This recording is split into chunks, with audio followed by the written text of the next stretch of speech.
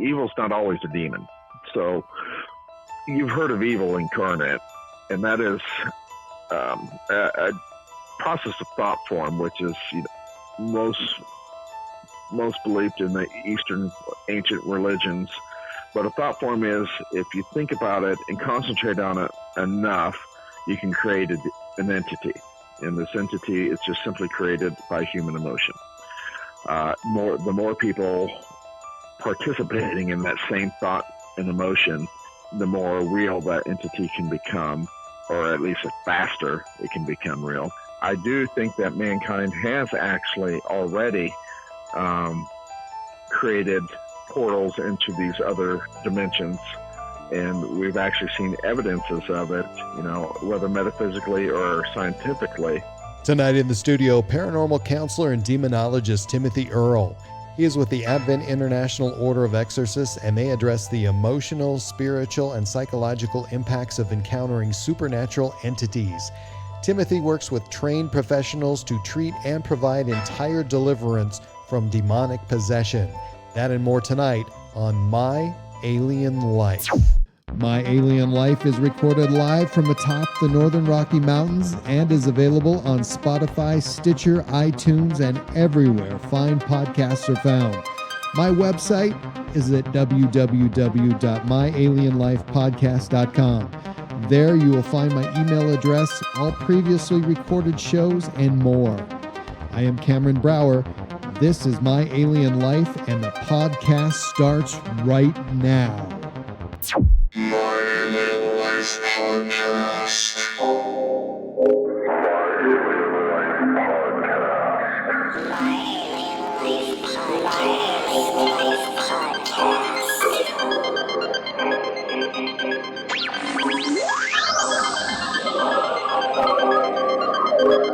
Three, two, 1, 0, and liftoff.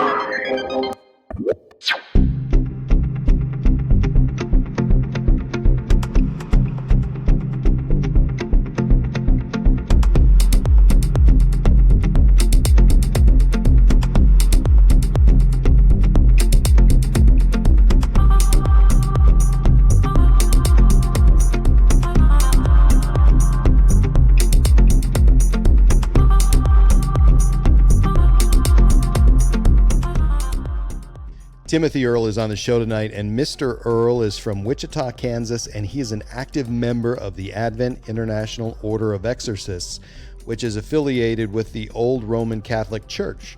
Timothy Earl, welcome to the show, and thank you so much for joining me. Well, thank you for having me. So you are a paranormal counselor and demonologist. So what, sir, is the Advent International Order of Exorcists, and how does paranormal counseling and demonologists fit into that, and how do you fit into that? Well, it's kind of it's a long question. Catch. There's a lot of answers there, actually. So let me first explain what Old Roman Catholicism is. We are independent Catholics.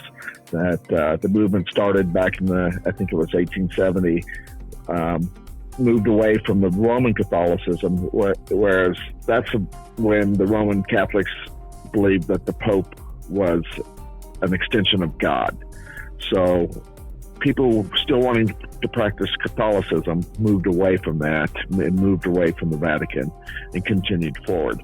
Now there's other differences in our belief systems. We actually adhere to the catechisms. We give credence to the authority of Rome, but we don't report to them, and we certainly don't, as mentioned, believe that the Pope is an extension of God. We allow our priests to marry. We're progressive in other areas of the church where the Roman Catholics are not. So I was raised Roman Catholic, just like you see, in the TVs, the Catholic Church with a grade school and the Sister Amina slapping my hands with a ruler. I went through all of that. It's called Cradle Catholics. Yeah. And I started actually ghost hunting as a cheap way to entertain foster children. And we started catching things, recordings, pictures, videos, just like, anybody would. And then from there, it just kind of went downhill. And that's when Archbishop Ron File with the Sacred Order of St. Michael reached out to me and asked me to join the order and help them with demonic issues. So I had been doing that for multiple years, and then Archbishop James Cloud started a new order and requested myself as well as a couple of others to join him and start up, and which we have done. And so what an order is it's not just a club or a loose organization of people with like minds. It's actually a support system. So Archbishop James Cloud is the chief exorcist, whereas I'm endowed with the title of demonologist. I'm not clergy. I am allowed to perform certain types of exorcisms. There's multiple types. And I'm also mentored, counseled, educated. We have access to resources most laymen would not. There's other clergy associated with the order. One of my better friends is actually an ordained priest out in Denver. That's Stephen Wiedner, and he's actually one of the biggest goofs out there as far as ghost hunting is concerned. But we're just a group of individuals who believe that there are demons on this earth and that they are negatively impacting people and that there is a way to battle them. And we've chosen a lifestyle to actually battle these demons on behalf of Christ's children. So that's it in a nutshell. Let me ask you this. So what's the difference between an exorcist and a demonologist? An exorcist, that goes into the type of exorcisms that you can perform. So there's a basic, simple, and major. Basic is, for instance, a baptism. A baptism is actually a form of exorcism. The simple exorcism is on a place or objects. And then there's the major exorcism, which is on a person who's either fully or partially possessed. Major exorcisms are only allowed to be performed by those who are clergy. And that is an exorcist, what most people would say. I've actually been called an exorcist, and by truth, it's true because I do perform the simple exorcisms and basic exorcisms, but I cannot perform a major one. So we generally reserve that title for clergy.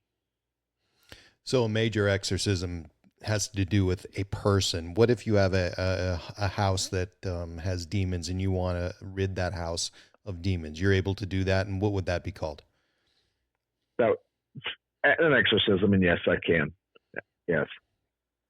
So when the church asks publicly and authoritatively in the name of Jesus Christ that a person or object be protected against the power of evil, one is and withdrawn from his dominion, it's called an exorcism. Is this evil always a demon? I mean, that sounds like a stupid question, but what's going on? No, it's a great question. Actually, no, the evil's not always a demon. So you've heard of evil incarnate, and that is a process of thought form, which is most believed in the Eastern ancient religions. But a thought form is, if you think about it and concentrate on it enough, you can create an entity. And this entity is just simply created by human emotion. The more people participating in that same thought and emotion, the more real that entity can become, or at least faster it can become real. There's an experiment called the skull experiment, and there's lots of documentaries out there on it. And I know it was turned into a movie, so some of the documentaries were pulled for copyright, but there's still some good information out there. And then a group of individuals, some of them were psychic, some were not, concentrated on a ghost or a spirit. They beforehand identified the traits of the spirit, sex, age, time frame that they died, everything. And then they were able to start creating this entity. It was actually created in a tangible form that they were able to use, catching on recordings, audio recordings, video recordings, pictures, actual PK activity taking place while they're performing their meditations. So they literally created this entity. So when you're talking about evil incarnate, it's the same thing. People are so upset and so depressed, and human emotion is so strong, it actually creates an evil being. And this evil being will eventually become a completely separate entity, not even tied to the original individuals who created it. People can move away, and that entity will remain within the house. You know, human emotion is just so powerful. There was a case here in Wichita. It's actually one. The History Channel followed me for a week, helping people through in Wichita. We actually had this particular case, and this young man was being tormented by demons, and he ended up committing suicide. But when he went to commit suicide, he had to walk into a garage and over a pile of, I'm just going to say trash, to a spot where he could hang a rope to hang himself. And where his hands touched the rafters to steady himself going over this trash were electrical burns of hand imprints into those beams. I actually have a section of that cut out and saved. A hand imprint looks like an electrical burn into the wood. And that was him doing that by simply his state of being. So I know that's a long story, but in the end, human emotion can create these beings, these thought form beings, evil incarnate, whatever you want to call them. And another thing that is out there are inhuman beings that are not demonic, but they're evil, and that's just simply created by nature. Nature is full of energy as well, and negative things happen.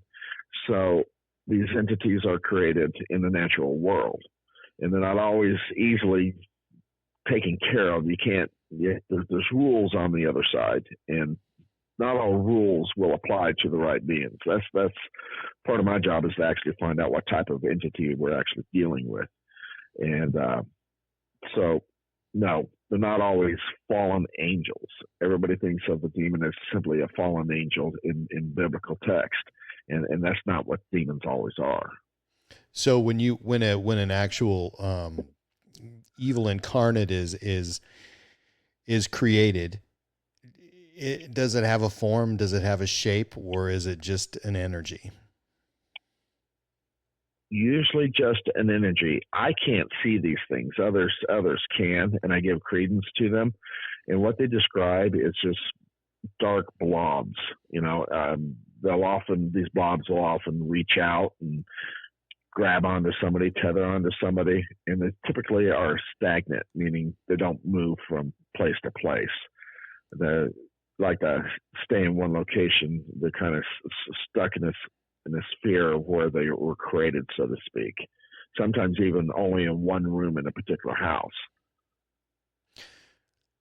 So this is something that I've never known about. I've never heard of this. And it's interesting to me because there's people in this world that feel as if there's matter that contains energy, and that energy can be emotion. Energy can be electricity. It can be almost any kind of energy.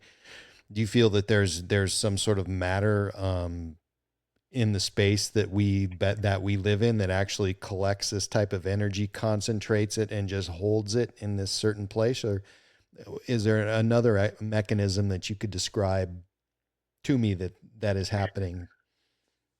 Well, we just described one, but I think what you're also talking about is the true definition of EMF. You know, everybody says EMF is electromagnetic frequencies. That was actually coined by a ghost hunter back in the 70s. And this is really a bison buffalo argument. But EMF actually stands for electromotive force. And loosely translated, that's the propensity of any given matter to be able to hold and store and transmit energy. So any matter can do that. And one of the things we have to remember is matter is atoms. So wherever there's an atom, you're going to engage in electricity, or I'm sorry, in energy, some sort of energy. Atoms are always moving. Sometimes they're almost dead still. I think our scientists are trying to create a dead still atom, but they haven't been able to. They're trying to use supercoolers. However, there's always some sort of energy going on there.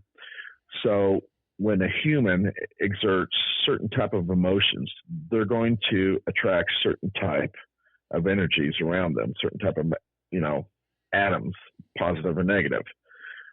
So these things can actually pick up and enlarge based on what you're giving these things.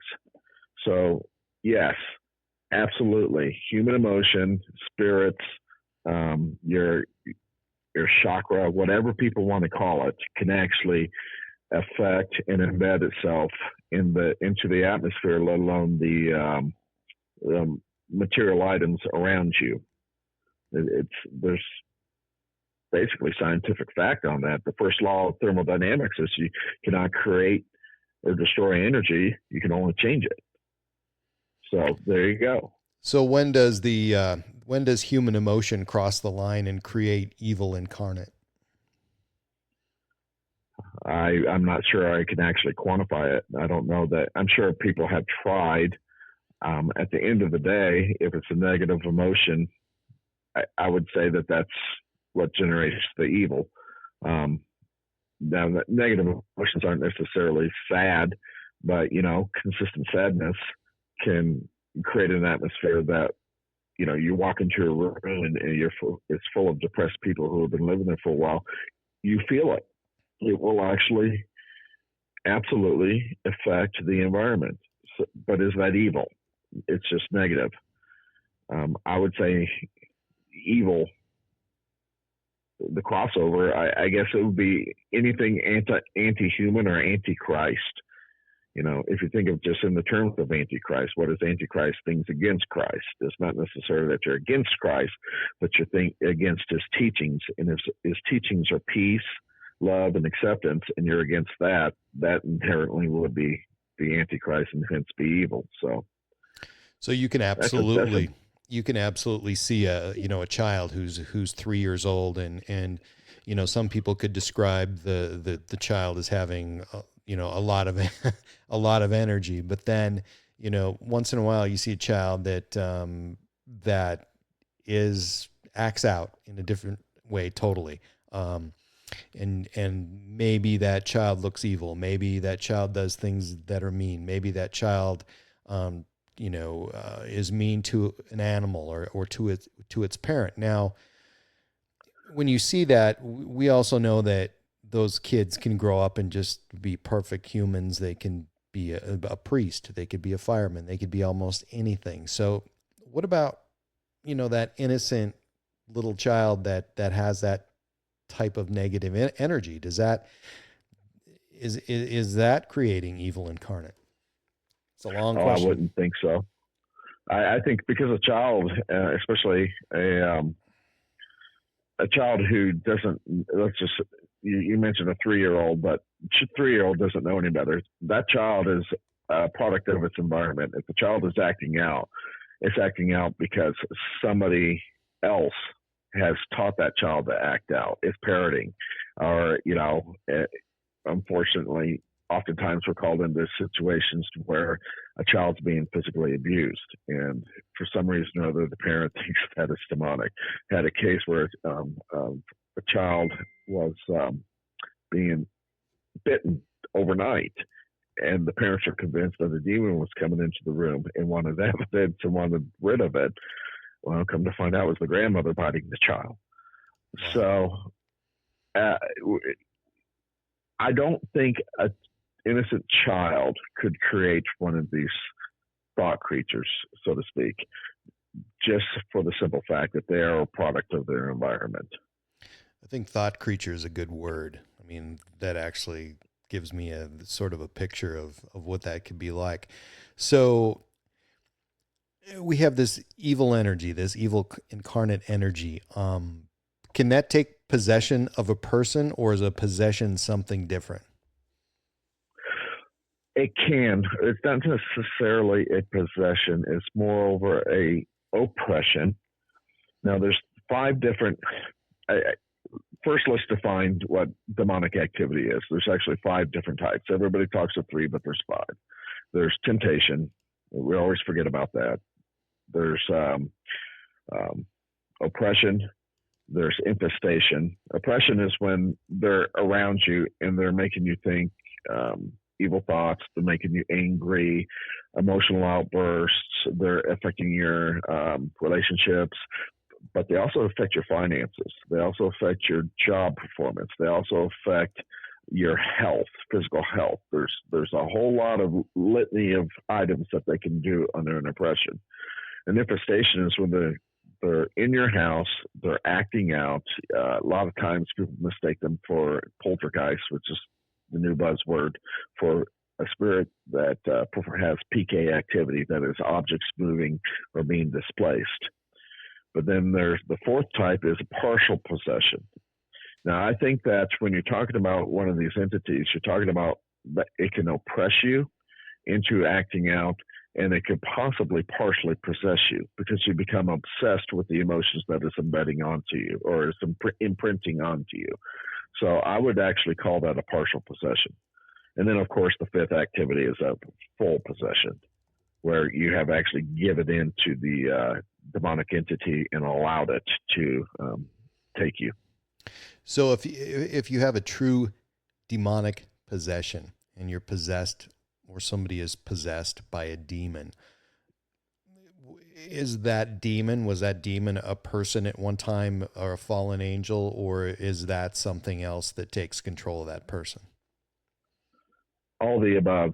It's unfortunate that everybody's so stuck on categorizing everything. So we have the fallen angels. One of the first things I want to correct is we don't just have Lucifer who fell.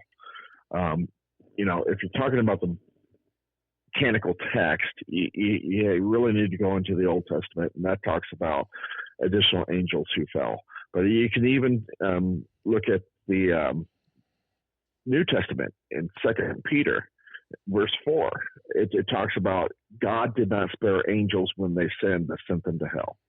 Everybody's interpreting that it's just simply being Lucifer.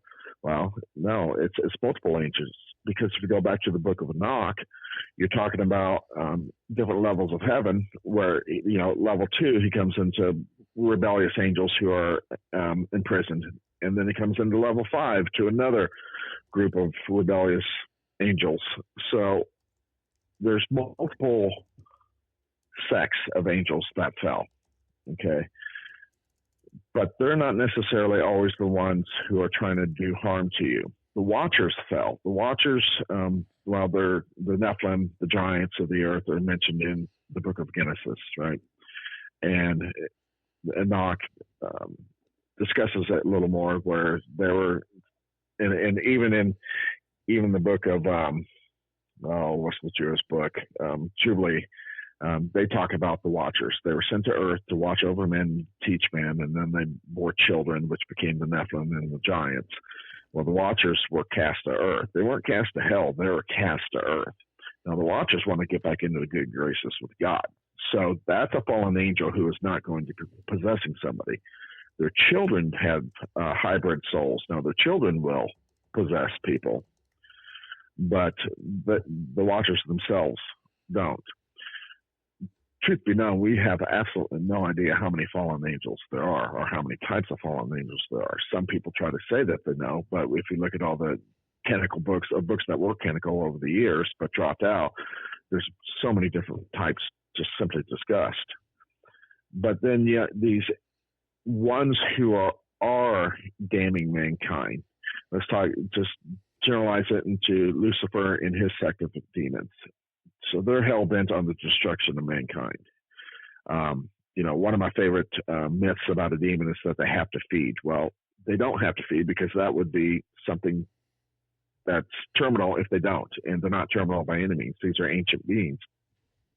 They just, it's kind of like a cat having a bowl of food. Why does it bring you a mouse? It's just simply in their nature. They are going to destroy you by taking your energies.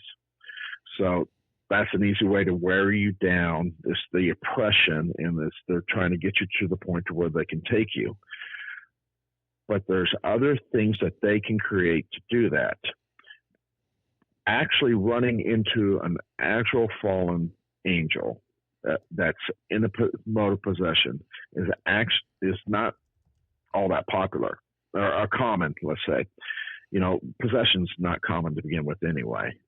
It's 1 in 100 cases would be a partial possession, and 1 in 500 cases would be a full possession.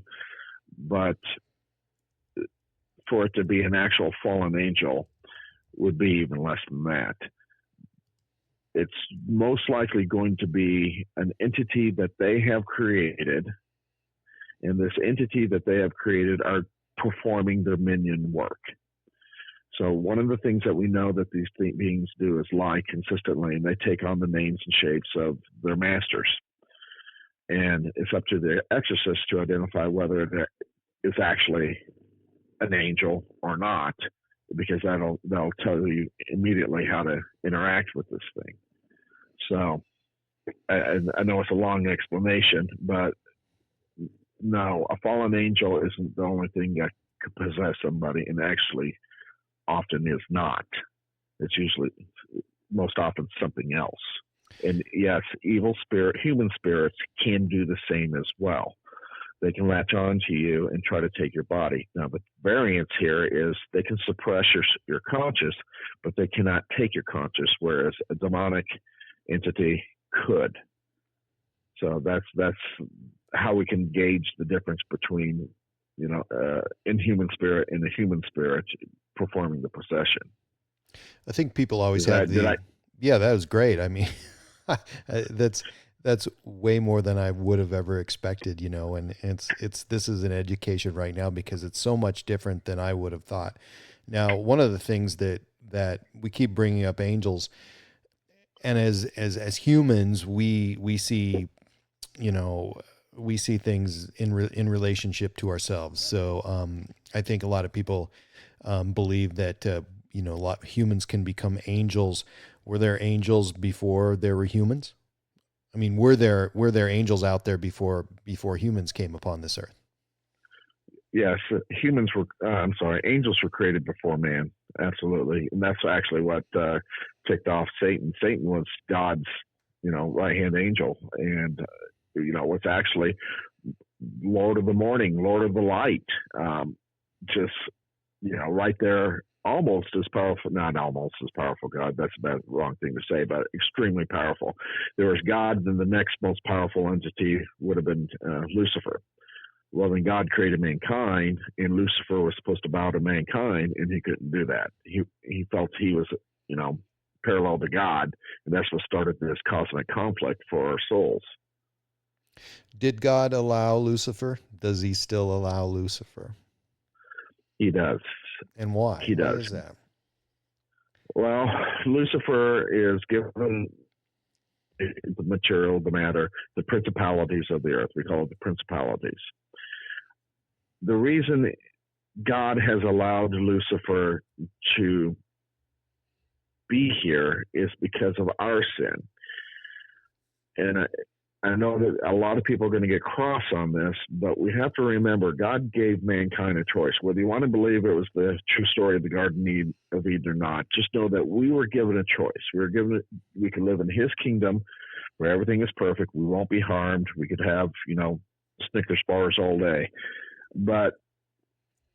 Or we could have freedom of choice, free will.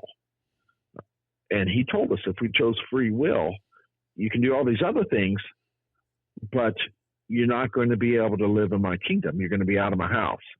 And this is akin to a parent giving a child, you have to follow these rules to live in my house. If you don't want to follow these rules, you got to go out and get your own. It's very similar to what he did. Now, in the real world was Satan.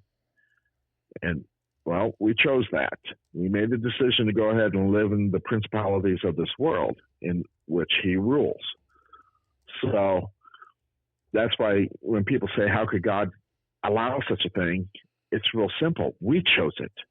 If he intervened and didn't allow us to choose their own way, that wouldn't be free will. That wouldn't be the love that he says he has for us. So he loves us and allowed us the free will. So now we have to make the decisions in order to be able to get back into his house. The only difference with Satan is he can't make a decision. He's already damned, so therefore he's trying to take as many of us with him as possible.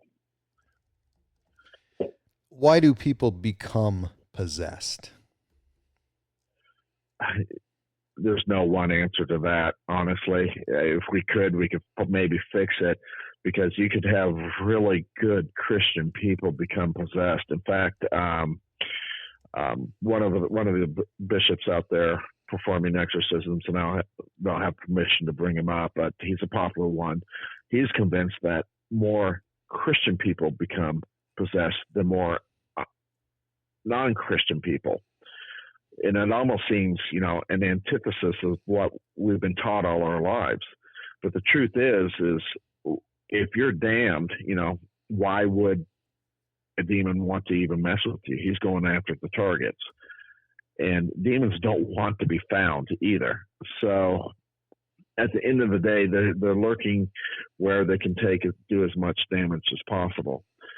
So why somebody good, even if they're not Christian, they're just a good person, why are they possessed and not the others? That's the best answer I could give, is that it's a good possibility that the others aren't simply a good enough target for them. Or they targeted somebody and they're not as strong and then let their guard down before maybe the person next to them are. But why we don't have a real... Go ahead. Why are there not more? I mean, why are there not more possessions? Why don't we see this? Why isn't it commonplace? I think you do. I think there's a lot more. But again, demons don't want to be discovered. So let's go ahead and transition for a little bit into the alien conspiracies, right? All the videos that have been out there to where you see a reptilian flash, right? Mm-hmm. There's multiple videos out there. The most common one is a Secret Service person during Bush's presidency. The video pans, the camera pans, and there's a Secret Service that looks like a reptilian, and then that pans back, and then it looks just like a regular Secret Service person. Have you seen that one? Yeah, right. Mm-hmm. Okay, so there's your possession. Interesting. It's happening all the time. Yeah. It's just not being brought out into exposure. I'm convinced that so many of our leaders are actually possessed. I think that the parallel of people in the alien conspiracy saying so many of our leaders are actually aliens, are actually reptilians in disguise, is actually what I'm saying, that these leaders are actually possessed. I am convinced in my personal beliefs, there's absolutely nothing tangible here, because there's lots of clergy out there who will differ from me, lots of clergy who will agree with me, that when you're talking about the alien conspiracies, you're also talking about fallen angels. I am convinced that when you go through the litany of the different type of entities, you're going through the litany of different types of fallen angels.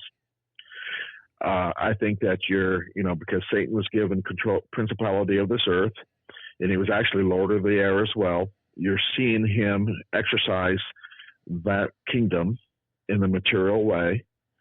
I think that the abductions that we are seeing are specific to Satan trying to figure a way that he can create soldiers to fight in this pending apocalypse. And one thing that people consistently forget about the book of Revelations is the lie. There is a lie that is coming, and most will fall for it. And it's almost terrifying that I think, and maybe you would agree or maybe not, are on the edge of full disclosure about aliens in existence.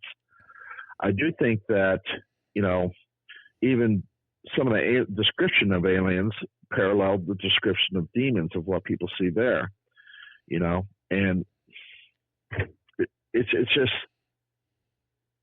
almost, it's just almost like a different religion describing the same book, but in their language.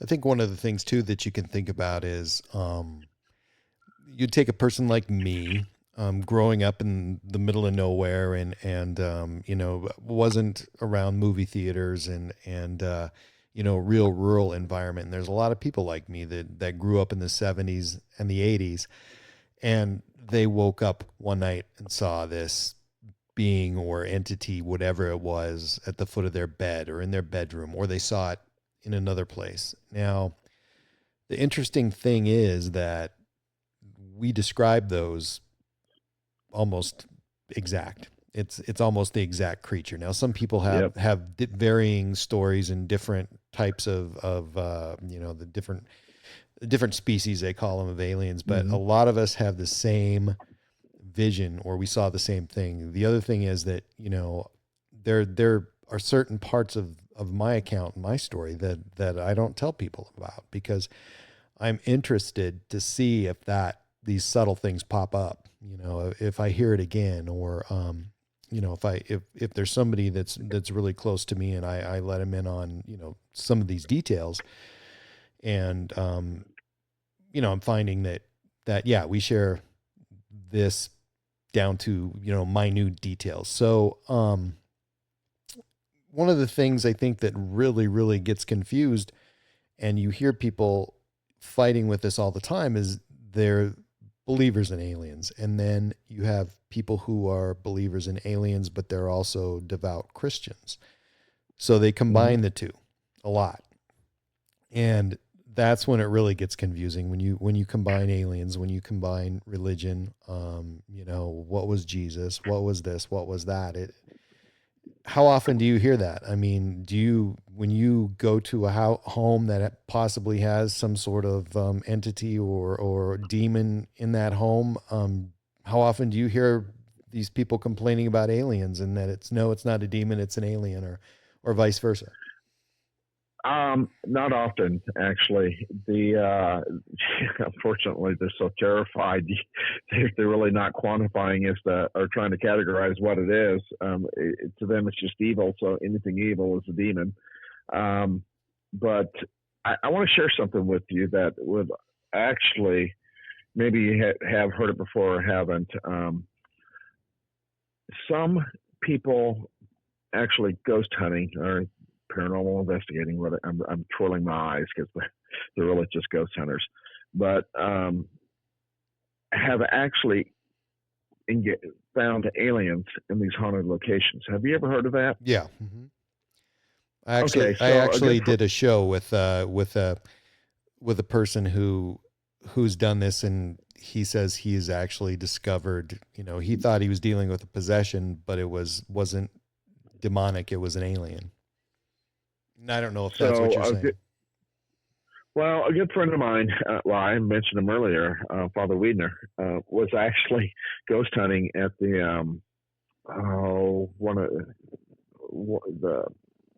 it's a tuberculosis hospital, the biggest one, the big one that I drawn a complete blank, but one of the popular haunted places. He and his good friends were there, trusted friends, and they saw a bright light that ended up turning into an alien, just a gray alien, exactly how anybody would describe it. And then it dissipated. So was it an alien? Was it a spirit? And that's how it presented itself? Who knows? But that, to me, actually draws a little more parallel to religion and the actual materialistic world, with alien conspiracy being more parallel than maybe most are even understanding. I don't even think that the papacy understands that. I think that the previous popes and their administrations did, and I do think that they have information hidden within their archives. But as the Vatican ages, they're wanting to become more in line with the current belief systems, and they're starting to trend now that there could be aliens out there. God could have created more.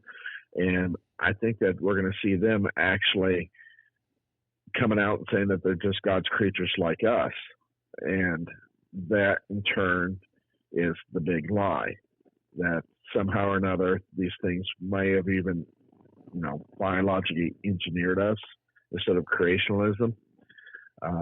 I think that in the end, we're just not connecting the dots well enough to truly understand what's going to transpire here in the near future. It actually kind of terrifies me in a sense. What happens to a possession that becomes untreated if you just let it go? I mean, I'm sure that happens a lot, because I'm sure you just don't have people all of a sudden admitting they're possessed. But if you let this thing go, what could be the best result and maybe the worst result? The best result is the demon gets bored and leaves, but the worst result is, and typically what happens, they just waste away, mentally and physically. You see people with delusional disorders, schizophrenia, who go insane and end up running out in the middle of the street and getting hit and killed by a car. Many in the ministry would say that person was probably possessed by a demon. And there's others, who end up in mental institutes on so many drugs that all they're doing is just existing as a living shell, being force fed. So if it's not treated, you could end up like that very easily, or you just end up becoming a vessel for this demon to be able to act out whatever it wants to. And that could be either violence against mankind, or, as previously mentioned, leadership, positioning themselves into an opportunity to steer mankind away from the true word. So is there a resource available for people who feel like they've been possessed? I know that there's probably a lot of people who think they're possessed, but do people actually seek out treatment or an exorcism? Do you see that, or are we having to go find them and kind of force them into something they don't want? Usually it's family reaching out on their behalf. If a person's reaching out to us feeling that they're possessed, 9 times out of 10, it's a mental disorder, and there's chemical abuse out there as well that can create the same situation. And there's actually legitimate hormonal imbalances that can actually create the impression that they're possessed. I mean, there's medical reasons behind it. So if somebody's reaching out to us, we immediately start going down either medical or psychological. If a family's reaching out to us because they've seen the changes and they've seen what these people are going through, yes, we're going to vet the medical and psychological aspect of it as well. But then it has more tendency to turn out to be a true sign of true possession. It's those around you noticing the change. When you yourself notice the change and go seeking for help, that's usually to us an indicator to look at something different. Do these demons have access to hell? I mean, are they a creature of hell, or what is hell, and are they able to go there? Well, hell is, often described as, a fire pit with brimstone. But I think that's moreover a presentation to those who have witnessed it, just to show how bad it is. All we know is hell is in a separate dimension. We know it's lower in vibration of the dimension that we are in. And yes, they can transfer there and back. Oftentimes, when a demon comes into a room, the room chills. Now, people think that that's a spirit taking energy out of the room. Well, that's incorrect. The reason why it's chilling is because it's at a lower vibration. Earlier, we spoke about the atoms and how they vibrate. At a lower vibration, which a demon vibrates lower, it's actually transforming its environment to the same vibration to which it is. Usually they're not hot. They can create heat to make you uncomfortable, but they themselves are actually extremely cold. So that is, indicative of actually, I think that, I wish I could quote it. I didn't for this part of a discussion, but there's a scientific community out there that's working on reaching out into another dimension, and one of the things that they feel is required is a supercooler, and so we're convinced that when a demon's going in and out of that dimension, or which would be hell, they're supercooled. I think so. Yes, they can. I think, when we talk about hell, the way you've just described it, one of the things that comes to my mind is the fact that, it has physical properties. It's tangible. It's made of matter. It's made of things that we can identify with. Maybe it's quite different from matter that we have here on Earth or wherever, but matter can take so many different forms, and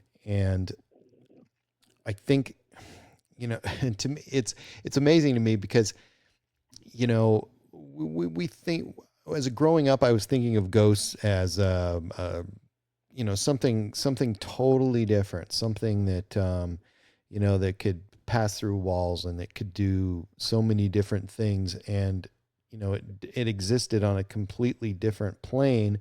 And when you describe it that way, to me, it sounds like that's something that we could possibly interact with and alter, perhaps. I don't know. I think you're actually onto something. I think you could. I do think that mankind has actually already created portals into these other dimensions, and we've actually seen evidences of it, whether metaphysically or scientifically. As a Catholic, we believe in different levels of heaven, and purgatory is the first level, and that really closely aligns to these spirits that you're seeing. But it's a dimension that's right next to us. And if you think of the entire reason for Christ was specially created. We're supposed to open the gates to heaven. And if you're going through these different dimensions, you're going to have to be able to punch through these dimensions somehow and create a gate, create a portal going through these dimensions. So if you have purgatory, we mentioned the Book of Enoch, that went up to 5 levels of heaven and possibly higher. If you have this spirit that's supposed to be able to punch through all of that, it's been created. The gateway's been created. Now that's in the spiritual world. If it's tangible, like you mentioned, and I believe it is, I think it's extremely physical and tangible. We just haven't been able to wrap our science around it yet. Then we ourselves are going to be able to get to a point to punch into those dimensions, whether it be hell or heaven. I think that we're idiots and we'll punch into hell, of course. But the question is, would God allow us to do that? Or would he say, and that's it, you can't do that? And that might be the Armageddon, right, so to speak. We're too close to it, and that might be it. Now, you've already brought up free will, but, if God is mighty and all powerful, I mean, you think that he would intervene like more often. And I'm sure, that he definitely has a presence and changes things, but, why don't you see these huge interventions, and is that the scope of free will, and that's kind of become a rule? Well, free will got us into the position to begin with. I think that one of the things that God understands is that the pain and suffering that we have here is minuscule compared to an eternity. So when you have a child out there suffering to get a lawnmower started, but you got to let him figure out you got to push the primer, right? Because you've taught him so many times, and you have to let him get through it. Why don't we intervene? You see a child trying to do something artistically, you don't intervene to teach them how to properly draw a face. At the end of the day, especially when a child is interacting with their friends and they're having a tough time, you can coach them, but you can't interject yourself on their behalf. Parents try it with tragic results, but most parents wouldn't interject themselves. So, because we understand that you're going to get through it. There's something on the other side of that. And this right now isn't really as important as what's going to be on the other side of that. So when you talk about God and our suffering, is our suffering actually something that he feels that we just couldn't get through to get to the other side of it? Or is it actually big enough in his mind, for him to actually interject himself? The suffering that we feel may not be as nearly important as the suffering we could be going through associated with hell. And I think that ultimately it's our job to intervene, and we don't. Sometimes we do. There are people that intervene a lot and try to take care of their fellow man, but not enough. And there's millions of us, billions of us that should, and as a group, probably that doesn't happen the way it should. So, yeah, absolutely not. No, I think it's why we all like dogs better than humans. But I saw a picture of a child in Africa drinking out of a mud puddle, and why do we ourselves allow that to happen, and then blaming God for allowing it to happen when we could take care of it? Yeah. One of the things that I want to get an idea of what an exorcism looks like. And one of the things that are listed in the Roman ritual as being indicators of possible demonic possession. Those this, but they include speaking foreign or ancient languages of which the possessed has no prior knowledge, supernatural abilities and strength, knowledge of hidden or remote things which the possessed has no way of knowing. When they describe supernatural abilities and strength, or the knowledge of hidden or remote things which the possessed has no way of knowing, is that remote viewing? Does that describe remote viewing? Because there are people out there who are remote viewers, and to me, I'm wondering if that's the same thing. Oh, very good question, actually. And I've actually had this conversation with a priest just recently. No. Remote viewing and a demonic possession having knowledge that they wouldn't otherwise know is not in the same. So a remote viewer can actually project themselves out of their body and into another sphere. The demon that would be possessing somebody, if they hadn't gained the knowledge prior, meaning, they can't be in multiple places at one time. A demon can only be at one place at one time. So they would have had to have gained the knowledge prior. However, they still have a foot into the other side, into the spirit world. So they could have something feeding them information. And that often is the case. But no, they're not one and the same. Interesting, because that's a big difference. I like how you put that, because they're getting fed information by something else, another demon perhaps. Right. Another false belief in demons is that they can tell the future. They cannot tell the future. They've been told the future about the destruction in biblical texts. However, when they tell you about your future, if some things do come true, that's because that they're very, very good at being able to project human behavior. And of course, they're always going to try to steer some of it. These are ancient beings that were created before mankind. They've had a long time to practice, right? And they have powers and abilities beyond what we have. And the brains, if they had brains, but they just simply work at a higher level than ours do. So no, they can't even tell the future. They can only project what our behavior is going to create in the near tense.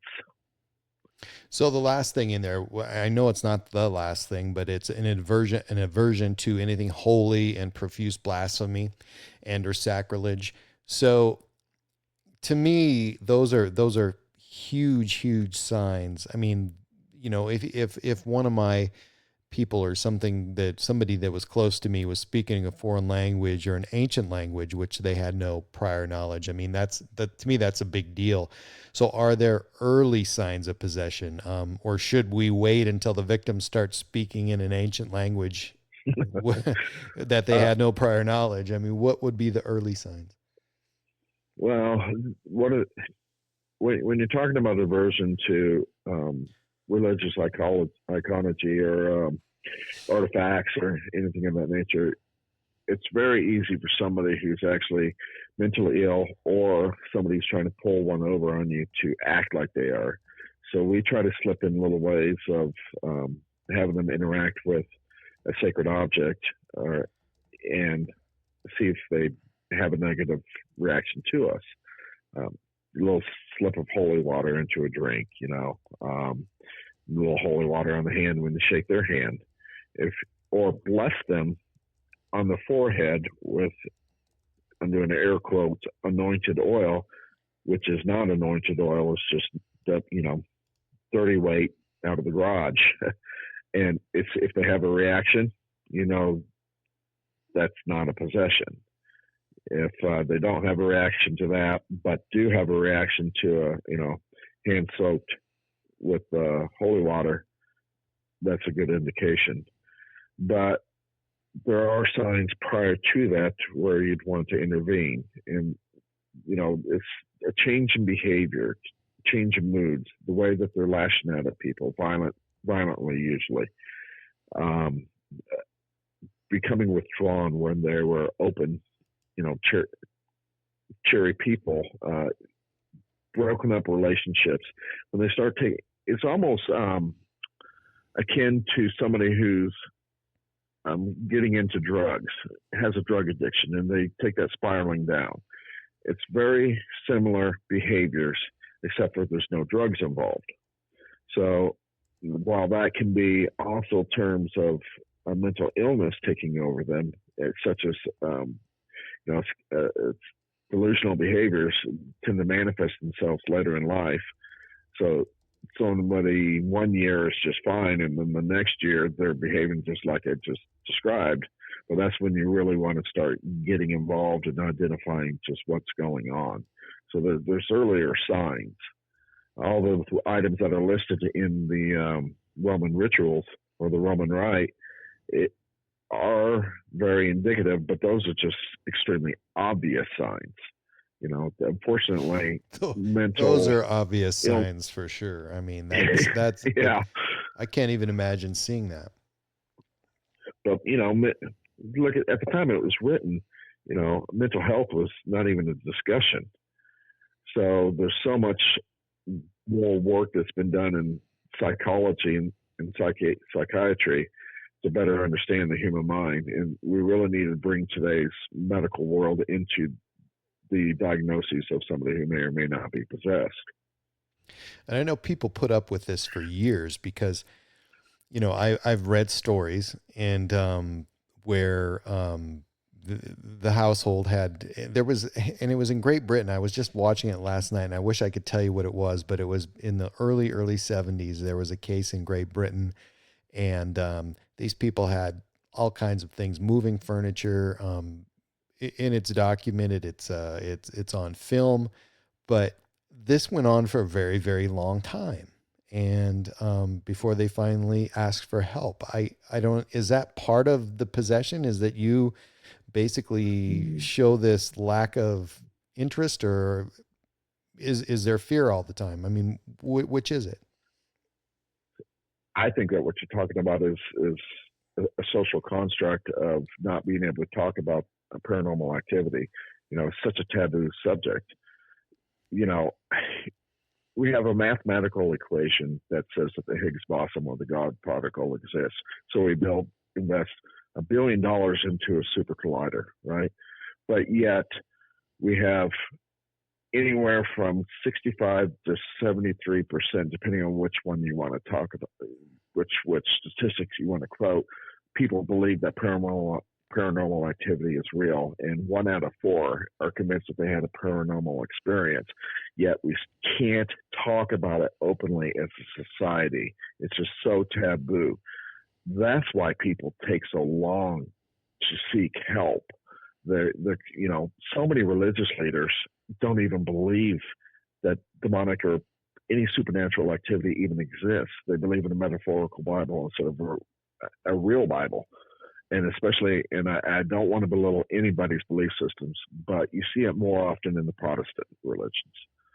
And then, of course, our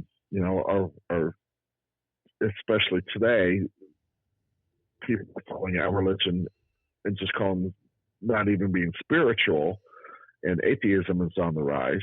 So you become belittled if you try to, reach out. I had a woman, her husband was the president of a bank, and they were having paranormal activity in the house, and it went on for years. The children finally grew up and went off to college, and she was home alone, and she said, screw it, I'm going to ask for help. So she reached out to me, actually reached out to the order, and I was just dispatched. And I go and I find out that they have had an inhuman entity in the house for some time. And I'm sitting with the husband and the wife in the living room discussing this, and I'm showing them pictures. I'm letting them hear the outright conversations that I've had with this thing. And he's just in complete denial. I have to be lying about it. I just have to be, none of this can be true. And then we're sitting right there, and the coffee table moves. And I just, wow. There's nothing going to get through to this individual. But the woman said something to me, his wife said something to me that was extremely powerful. And she said that she was, after I had engaged her and showed them that, yes, it's real, it's happening, she said she was sitting in traffic and it just came over her, just a welling emotion that she was no longer part of society. She was no longer part of everything that's around her. Everything that's around her has been a lie. She now has been imparted with this special knowledge, and she's felt completely removed from the very people sitting in the car next to her.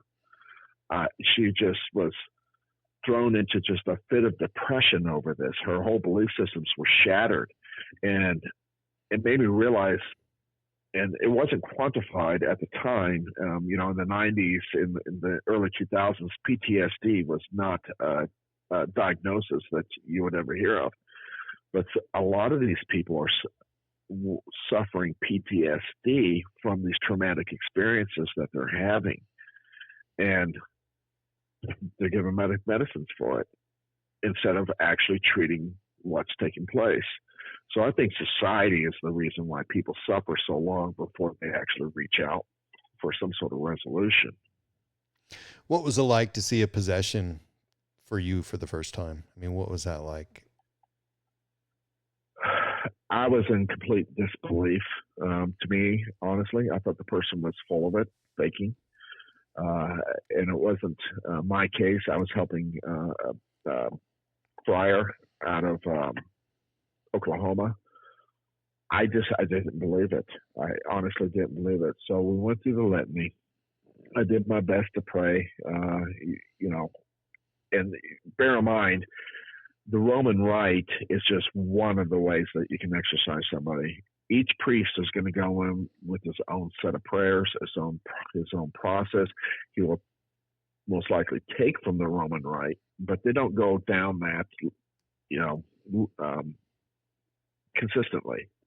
Everyone's got their own way. So this particular friar was going through his, he was a Monsignor. Let me correct myself.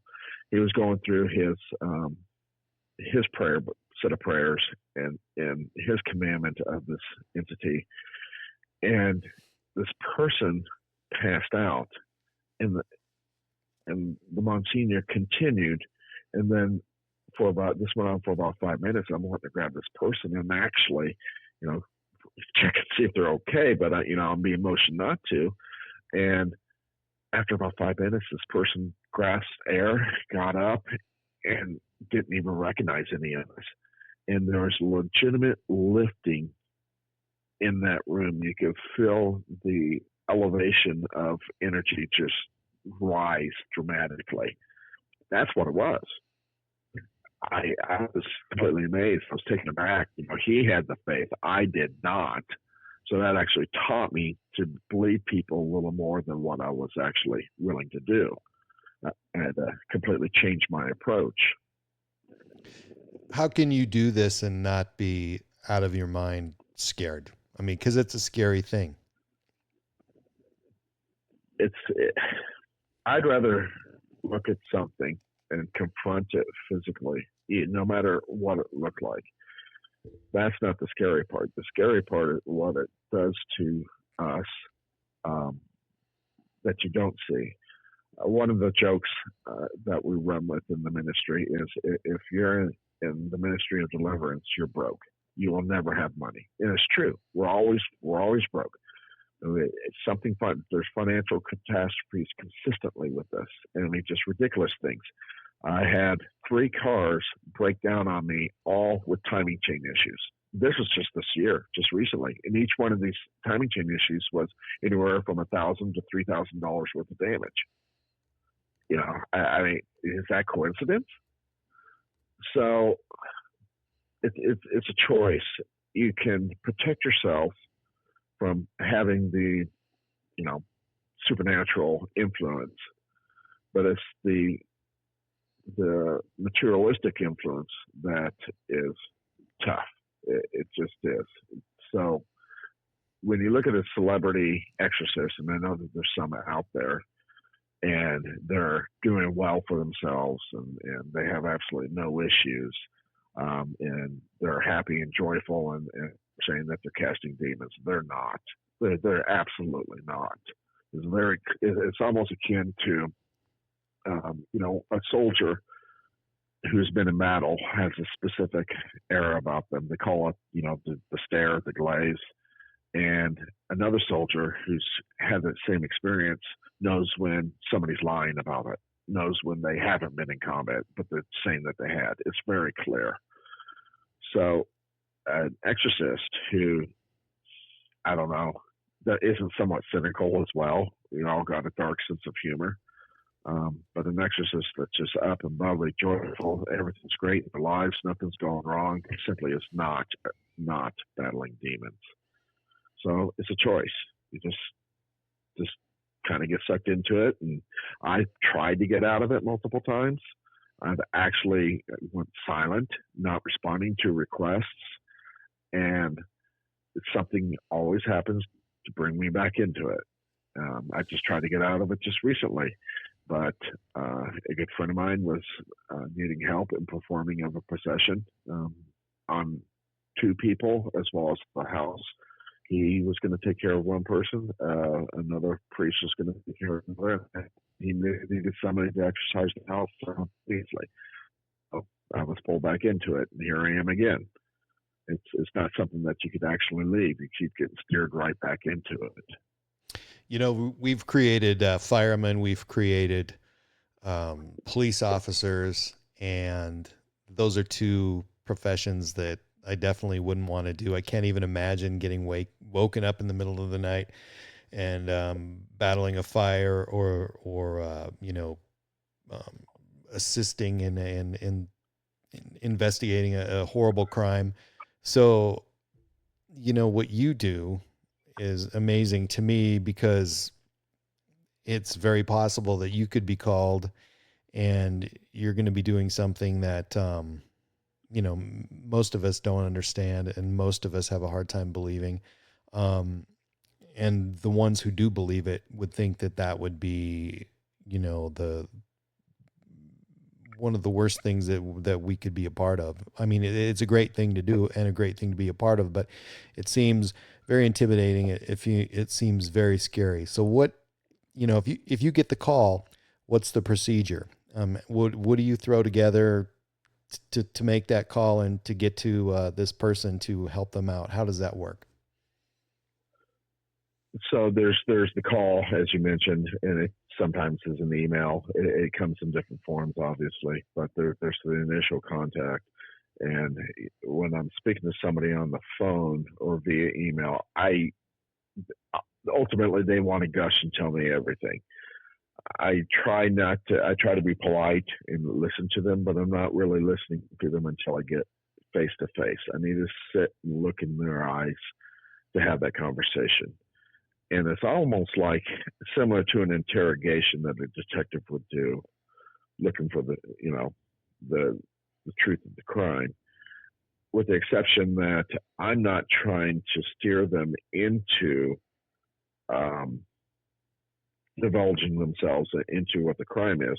I'm trying to see if I can steer them away from it. But it's a very, very similar approach. If have a litany of questions. I'm not a psychiatrist. At one point in time, I was licensed counselor, but the questions that have been created and we've been coached on time and time again have come from psychiatrists who are actually friends of the ministry. So we ask them specific questions, try to identify what's going on, and this could actually take days, weeks, even sometimes a month of just talking to them, not even trying to engage in any type of supernatural or evangelistic activity. It's just really trying to find out what's going on. If I believe that there is some sort of supernatural activity taking place, I have to identify what it is. Oftentimes, it's a ghost. Ghosts are real. They come into homes, the human spirits, and they torment people. One of my calls are associated with paranormal groups. Paranormal groups always run into demons. They just do. They go hunting and run into demons. It's not a demon, actually. It's some spirit being an ass. And those are things that, free will, remember? You got free will, you got free will on the other side, too. And they can be just as evil on the other side as they were on this side. So, absolutely, you get people in the home, they move into a rental home. Well, maybe the person who built the house is still around and they don't like those people, so they treat them bad. And then a paranormal group comes in and they treat that paranormal group bad, and it's automatically deemed. But it's my job to find out exactly what's going on. As mentioned, possession is actually really rare. Usually it's going to be oppression. Even though the person may act out and black out sometimes, typically it's still in the stage of oppression. If I believe that it's starting to move into partial possession, I've never actually found a case of full possession. I have found a case of partial possession. If I believe that that's taking place, I will not engage that spirit. I will call clergy. You start engaging a spirit, inhuman spirit that's starting to take somebody, they're going to speed up a timetable on you, right? They're most likely a powerful entity that's been emboldened over time, and they're feeling pretty strong. And that's probably not something I want to take on myself. My wife helps me often. I'm not going to take her into a situation like that. So I call clergy when it gets to that point. Anything prior to that, I will perform a simple exorcism or a blessing of the home, depending on what's needing to take place. Sometimes we actually need to perform funeral rites or the last rites. Catholics don't do last rites anymore. They do anointing of the sick. However, the last rites are still there, and I've actually used those last rites to perform on a human entity that was in the house, and that resolved the issue. A lot of times, if there's some sort of inhuman entity in that house, but it hasn't started doing any possession, we're still in an oppression. If the family hasn't been baptized, that's one of the first things that I get them to do is go get baptized. Oftentimes, that alone will actually drive that spirit out, because now the family and the children have been claimed for Christ. So it's not going to waste his time. It will take too long. There's somebody else down the road that can go.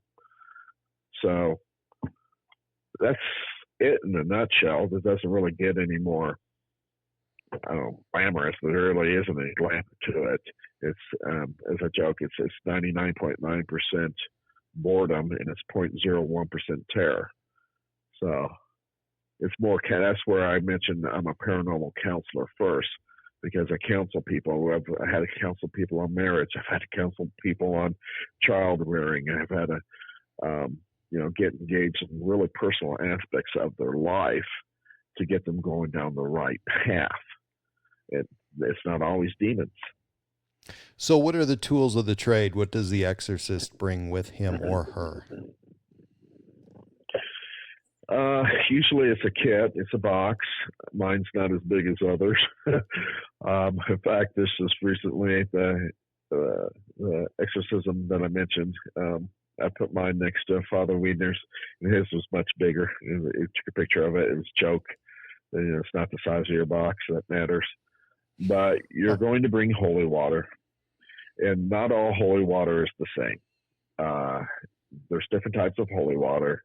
There's different types of way to bless it, but there's most importantly, the holy water that we're going to be bringing has been exorcised. Everything that we bring to the table is going to be not what you would typically get.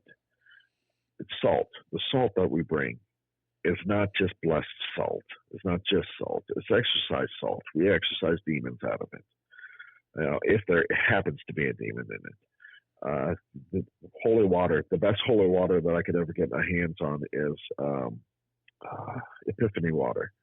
So during the Epiphany, during the season of Advent, this water is blessed. It's exorcised 3 times by a bishop with the choir singing. So it's very powerful holy water. And of course, we have our set of prayers. I have a prayer book that I like with simple exorcisms within it. If some I'm preparing for instance, I'm having to fast for an exorcist will actually fast for a big exorcism, fast for 3 days. If I'm fasting, then I'm also going to create my own set, just as mentioned, and I already have a set that I kind of like, so it's a bigger book that I bring, but I don't always bring that with. We bring our incense. Typically, we smell Catholic. I have the incense burner just like anybody else. We bring holy relics. Oftentimes, these relics are, I know it's morbid, but a piece of a saint, a bone fragment, hair, something of that nature that's encased in a box or some sort of stone. Often, altar stones are actually have holy relics embedded in them. I don't know if you knew that, but if you go to a Catholic church, and especially an older one, and there's an altar stone, the altar will be wood, but there'll be a stone right where the priest will stand. There's actually a holy relic embedded in that stone. So a lot of priests, churches collapse, meaning the parishes fall apart, the churches are closed. Most priests will take those holy relics and they get passed along, those altar stones. So many exorcists have an altar stone that they will actually set out and they will perform a mass. That's the next step. One next thing that we bring with us are the tools to be able to perform a mass, to be able to bless the Eucharist, to be able to give Holy Communion to the one who's being possessed. This last exorcism was a Latin mass, and just beautiful Latin mass, and brought the candelabra, and we're all wearing lavender, and it was just a beautiful event. So we carry typical tools of the trade that Hollywood has shown us with. I mean, we actually do have those things that we come with. I know that some will come with additional items such as black salt, and that would be our blessed salt with the ashes of the burnt palm ash during the Ash Sunday. We get the leftovers, we mix them with our salt, and that's how we have our black salt. It's just not black salt that's colored or black salt from Hawaii like some get. There's actual religious connotation to Most of us don't use sage. It stinks, smells like pot. I can't stand it. Gives me a headache. I don't want to say anything. I'm not going to say that it doesn't work. Incense does work. And I know that sage actually does work as well, but so does cedar. So does frankincense and myrrh, and that smells much better to me. Maybe it's because I'm just raised on it. We don't use crystals. Crystals can contain energies, can repel energies. Science has proven that in certain rocks as well. But unfortunately, when people are introducing a stone into the mix, they have absolutely no idea how that stone is going to affect the mix. It's kind of like ghost hunters with these REM pods that send out a frequency supposedly either gives them the juice or attracts them or something. They have no idea. They don't even know what frequency that REM pod's operating at. They're just throwing something out. It could be the exact frequency that's going to demon. So we don't do that. We stay away from that. We stay away from anything that's postmodernism, such as orgonite, or you see people meditate. Here's my favorite that's been happening. And again, I don't tear people down for their belief systems, but unfortunately, sometimes the belief systems bring the negative reactions that they have to call me. And one of them is Reiki. Reiki is putting yourself out there into the spiritual world, emotionally, physically, and spiritually. So you're just opening yourself up and hopefully, aligning your chakras. And I sigh, but because so many of these people are doing them under copper pyramids made out of copper tubing. And so they're meditating underneath this with a ball. This one gal had a ball of orgonite hanging from hers. Another one had a crystal hanging from hers. And I think that most people would agree that a copper pyramid is going to channel energy from the earth. The earth has its own frequency. There you are meditating within it, opening yourself up. So all the spirits opening themselves up to all this influence, and negative things are happening. So we stay away from things of that nature. And, a lot of it is because of the, millennia traditions that we've had that works, but also a lot of it is based on scientific reasoning. You have absolutely no idea what you're introducing until you've been able to at least do some study on it. And, well, people are grabbing these crystals and stones, and they're not studying them. They're just saying, oh, this was going to protect you. Yeah, right. After an exorcism, where does the demon go? What happens to the demon or the whatever entity it is? So it depends on what it is and how it's exercised. So usually they're cast. And in the book of Matthew, even you can read about it. They're cast, they're out wandering, and it even teaches you to clean your house or the thing's going to come back with friends. And that means get your life straight, change your lifestyle. So demons, especially an actual fallen, will be just simply sent away. And the best thing that you can do is set this person up with the right path that they can keep it at bay. There's never, usually if you're performing a major exorcism, you will have to go back and perform it again in a month, again in 2 months, then maybe 4, then maybe 6. There's never really just one exorcism that takes place. That's in the movies. These things come back. They know what's home. They know where they're comfortable. They want to come back. So there's usually multiple exorcisms that cast them out. The next type is binding, and that's extremely, extremely dangerous. So not many exorcists will actually perform it. I hear of many non-Christian people, or even just Christian exorcists, saying that they're binding spirits, and I have a hard time believing it, because your authority and your power has to be higher or stronger than that entity that you're binding. And if it's an actual demon, an actual fallen angel, it's not your power that's doing it. It's the power of the Holy Spirit flowing through you. And to actually bind a demon, such as a Dybbuk box or by oftentimes a demon is bound to a mirror, and we shatter the mirror and separate the pieces all over the earth. Um, excuse me, but it's just really rare to do that. So usually it's just cast. You can't destroy a demon. You can either cast it or bind it, and it's usually cast. Wow. So does this exist? Is there a demon that inhabits a home or a person, or can a person be possessed by a silent demon? Maybe one that minds its manners. They have a feeling it's there, they know it's there, but they can't really put their finger on it. But this demon kind of inhabits a space, but minds its manners, Well, but yet it's still evil. absolutely. Even in the Bible, if there's a demon that minds its manners, but Jesus could recognize it and see it. Absolutely. If a demon has control and it has plans and it wants to get something accomplished, it will absolutely mind its P's and Q's. It's for somebody like myself to be able to identify it. A lot of these, the testing with the holy relics or the holy water on them, as I mentioned, they won't even show signs or reactions to that, and they're extremely hard to detect. It's going to be the will of the person that's going to have to identify it and bring it to us. But by that time, usually they've given into it.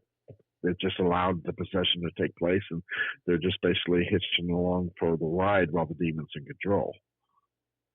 I have to be honest that this definitely makes me uncomfortable. I don't like to talk about it, and I never really have. But one of the things that I'm thinking about and that I'm wondering, I mean, what have you heard? What have you seen? Have you interacted with them, and have you spoken to them, and have they spoken back? They have. So I used to think that I was pretty good at Latin, or at least the Latin that I knew. I've been corrected. So they have the most powerful, and I keep sharing this because it's really big, because it validates so many things. There's a case down in Oklahoma where a woman was being oppressed, and I'd even say partial possession. And this case had so many layers on it. It was so dynamic, and I'll just say in the EVP, I had performed a simple exorcism, and I was actually in process of tearing down. We have, I have my team down there, and the two ladies were talking, and a nice young woman spoke in Latin, and she said the name of the demon is, and then a low guttural sound in two different tones. That is what we are convinced is a pure sign of Enochian, and that they are communicating in frequency. They're communicating in vibration, and that's where they exist, is in that sphere. So I think that was probably the most impactful one that I've ever experienced. This particular case, I even had my daughter do a walkthrough, and unfortunately, she saw this entity attached to the person, and she couldn't look at it. She kept looking at this person out of the corner of her eye. It was difficult for her to even look that direction. So it's a very powerful entity, and I can only hope that it's gone. Unfortunately, we didn't get there to be able to perform an exorcism before the client said that she was done. So I had performed some simple exorcisms, but I don't know. Unfortunately, it's fallen off the radar.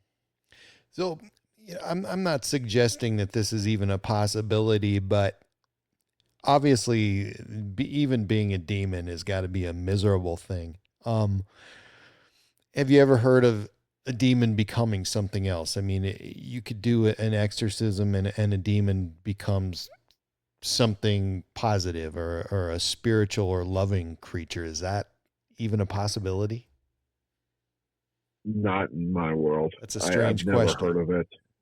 No, no, it's a great theological question. Could it actually?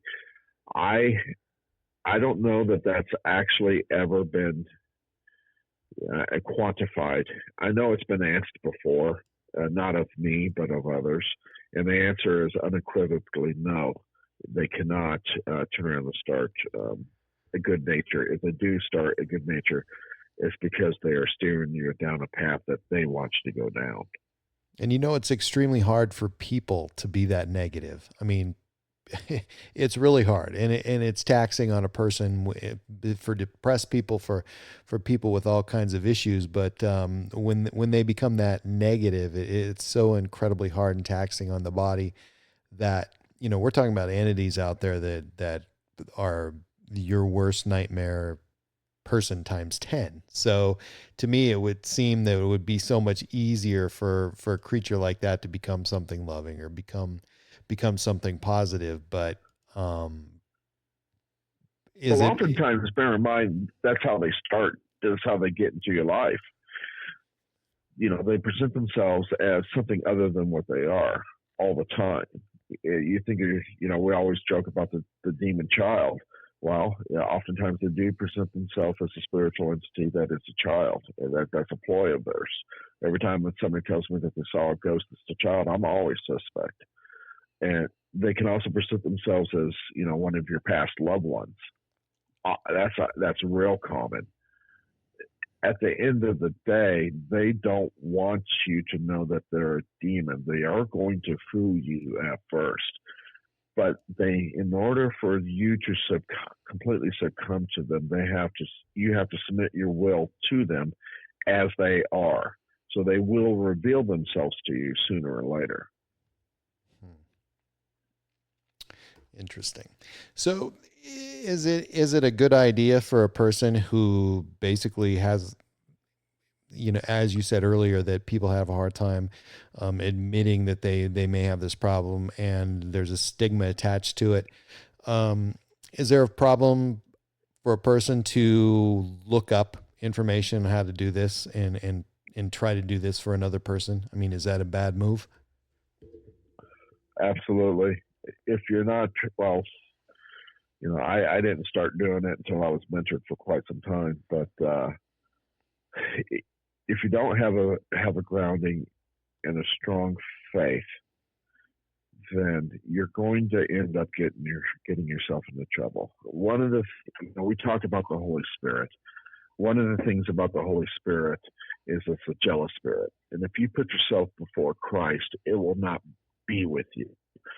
So you have to be able to walk with the authority of Christ and the power, and carry with you the power of the Holy Spirit. As mentioned, it's flowing through you to be able to get the job done. You yourself don't have that type of power available to you. So if somebody reads how to do this with the right words, the right symbols to draw, all of that, and they start going into this, they're not going to be prepared spiritually, nor have the power to be able to actually exercise it. So in the end, they're just setting themselves up to become possessed as well.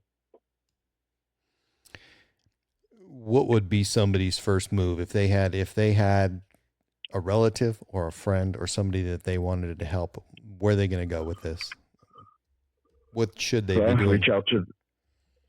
Well, they think that there's supernatural activity taking place, demon or otherwise. They should, reach out to the church. I don't want to say just the Catholic Church, because there's lots of good religious leaders out there who can help. I strongly suggest staying apostolic descent, but there's a lot of Protestants out there. I know that there's shamans who have done a lot of good work, and everybody's going to have their own belief system. Even in Islam, there are the jinn, and there are specific imams who handle that. So don't take it on yourself. Reach out to your local religious groups or whoever you're comfortable with for help. And if they won't help or can't help, then you go to special groups associated with it, such as the Order. We have a Facebook page. The Sacred Order of St. Michael has a website. You can actually fill out a request for help and then have someone get a hold of you. There's digital ways that you can request help, but always ask for help from somebody who's experienced. My guest tonight has been Timothy Earl, and he is with the Advent International Order of Exorcists. Sir, I'd like to thank you so much for joining me, and I would absolutely love to give you the final word tonight. Well, the biggest thing I'd like to impart on your listeners is that it's okay to talk about it, and it's okay to reach out for help. If you feel that you're in an uncomfortable position, spiritually, emotionally, or even physically, and it's due to supernatural activity, get the help. You don't have to suffer yourself. Don't take it on. Get the help. Timothy Earl, thank you so much, and God bless you, sir. Thank you, and God bless you. Good night. My Alien Life Podcast.